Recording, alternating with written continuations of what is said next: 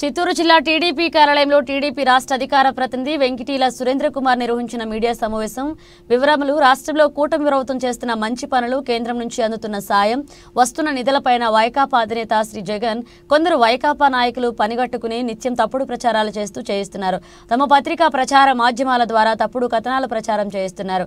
ఇక అనేక కార్యక్రమాలతో కూటమి ప్రభుత్వం దూసుకుపోతుంటే వైకాపా నాయకులు తట్టుకోలేక జీర్ణించుకోలేక తప్పుడు ప్రచారాలకు దిగుతున్నారు. వైకాపా దిగజారుడు రాజకీయాలు చేయడం మానుకోండి, లేదంటే ప్రజలు మిమ్మల్ని ఇంకా చేదరించుకుంటారని ఈ విలేకరుల సమావేశంలో పార్టీ నాయకులు మోహన్ రాజ్, మేషాక్, యువరాజులు సురేష్ పాల్గొన్నారు.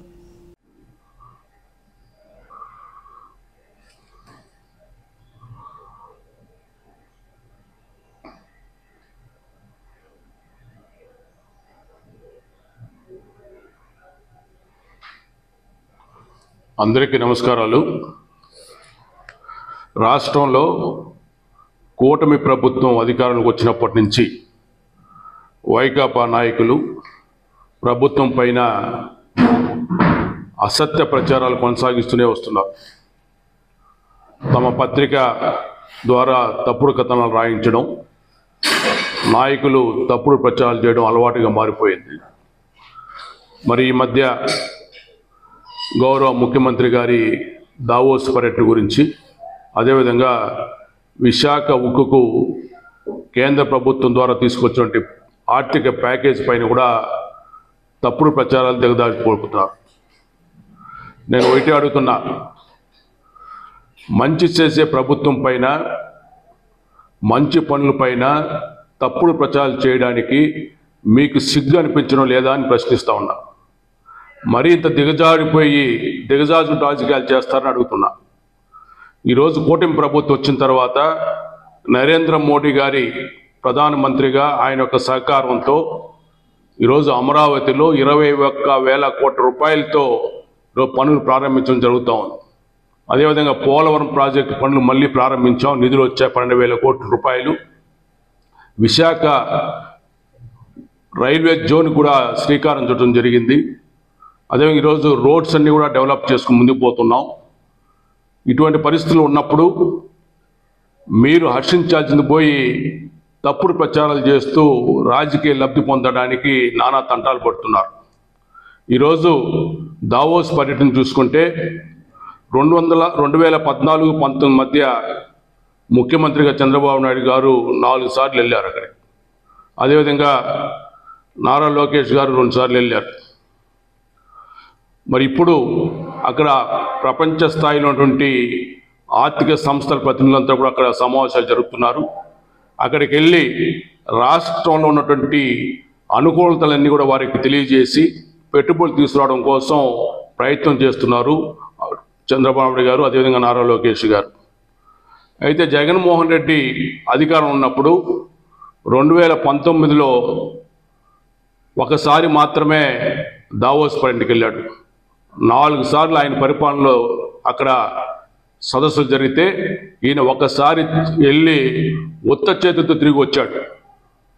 మరి ఈరోజు ఆయన అనుచరులు ఈరోజు ప్రచారం చేస్తున్నారు. చంద్రబాబు నాయుడు గారు 2014-2019లో దావోస్కి వెళ్ళి వచ్చాడు, ఏం సాధించాడు అనేసి. నేను ఒకటే వారికి గుర్తు చేస్తున్నా, మీ ప్రభుత్వ పాలనలో పరిశ్రమల శాఖ మంత్రిగా ఉన్నటువంటి మేకపాటి గౌతమ్ రెడ్డి గారు అసెంబ్లీ సాక్షిగా ఒక ప్రకటన చేశారు. 2014-19 మధ్య 5 ఏళ్లలో 5 లక్షల కోట్ల విలువైనటువంటి 39,450 పరిశ్రమలు రాష్ట్రానికి వచ్చాయి. అందులో 5,13,000 మందికి ఉద్యోగాలు లభించాయని చెప్పి సాక్షాత్ మీ పరిశ్రమ శాఖ మంత్రి ఆ రోజు అసెంబ్లీలో ప్రకటన చేశారు. అది మీరు మర్చిపోయారా అని చెప్పి వైకాపా నాయకులకు మరొకసారి నేను గుర్తు చేస్తున్నా. వాస్తవాలను కప్పిపుచ్చి తప్పుడు ప్రచారాలు చేయడం మీకు అలవాటుగా మారిపోయింది. ఈరోజు విశాఖ ఉక్కు కోసం నారా చంద్రబాబు నాయుడు గారు ముఖ్యమంత్రిగా ఉన్నా, ప్రతిపక్ష నాయకుడు ఉన్నా కూడా ఆ యొక్క ఉక్కు పరిశ్రమ పరిరక్షణ కోసం ప్రత్యేకమైన శ్రద్ధ తీసుకొని పోరాటాలు చేస్తున్నారు. ఆయనే ఉక్కు పరిశ్రమను ఈ రాష్ట్రంలో నిలబెట్టిన ఘనత చంద్రబాబు నాయుడుగా దక్కుతుంది. ఈరోజు మీ ప్రభుత్వ పాలనలో చూస్తే మీరు విశాఖ ఉక్కును ప్రైవేటీకరణ చేయడానికి పరోక్షంగా అంగీకరించారు. అదేవిధంగా దాన్ని రియల్ ఎస్టేట్ వ్యాపారంగా చేయాలని కూడా మీరు ప్రయత్నాలు చేశారు.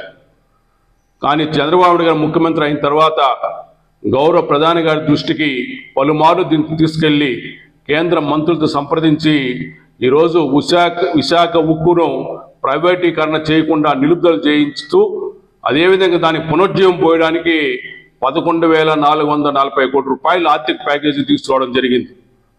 ఎన్డీఏ ప్రభుత్వం ఇప్పటి వరకు చూస్తే 13,000 కోట్ల రూపాయలు దానికి ప్యాకేజీ ఇవ్వడం జరుగుతూ ఉంది.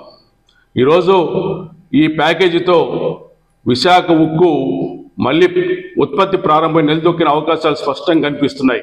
వాస్తవాలు ఈ విధంగా ఉంటే దాన్ని మీరు ఏదో కేంద్ర ప్రభుత్వం నామమాత్రం ఇచ్చింది, ప్రైవేటీకరణ చేసేదానికి మార్గం సుగమం చేసుకుంటా ఉందని చెప్పి తప్పుడు ప్రచారాలు చేస్తున్నారు.